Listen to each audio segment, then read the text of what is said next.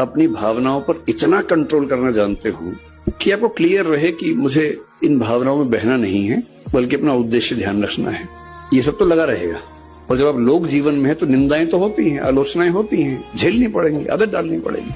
और या फिर हम तुलसीदास जी की तरह इस बात पर सीधे आ जाएं, हानि लाभ जीवन मरण जस अपजस विधि हाथ, कि हानि होगी या लाभ होगा, जिएंगे या मरेंगे, यश होगा या अपयश होगा, ये नियति के हाथ में है, मेरे हाथ में नहीं है। तो अपयश हो रहा है तो हो रहा है, कभी यश भी हो जाएगा, ऐसा क्या है। पर ये कहना बड़ा आसान है, इसको जीना बहुत मुश्किल है। कहना तो बहुत आसान है, मैंने कहा, आपने सुना, तालियां बज गई, मजा आ गया। और जब अपयश होता है ना, तब ये याद नहीं आता है।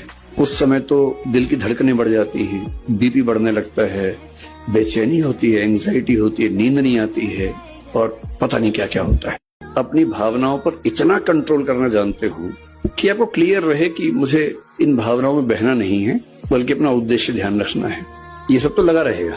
और जब आप लोग जीवन में है तो निंदाएं तो होती हैं, आलोचनाएं होती हैं, झेलनी पड़ेंगी, आदत डालनी पड़ेगी। और या फिर हम तुलसीदास जी की तरह इस बात पर सीधे आ जाएं, हानि लाभ जीवन मरण जस अपजस विधि हाथ, कि हानि होगी या लाभ होगा, जिएंगे या मरेंगे, यश होगा या अपयश होगा, ये नियति के हाथ में है, मेरे हाथ में नहीं है। तो अपयश हो रहा है तो हो रहा है, कभी यश भी हो जाएगा, ऐसा क्या है। पर ये कहना बड़ा आसान है, इसको जीना बहुत मुश्किल है। कहना तो बहुत आसान है, मैंने कहा, आपने सुना, तालियां बज गई, मजा आ गया। और जब अपयश होता है ना, तब ये याद नहीं आता है।